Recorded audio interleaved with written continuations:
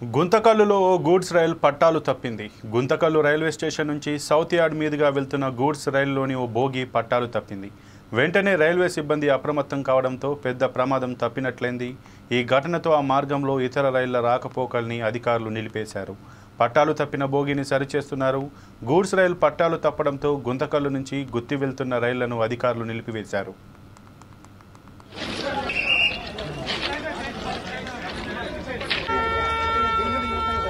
కాదు ఇది ఫౌల్ కాదండి.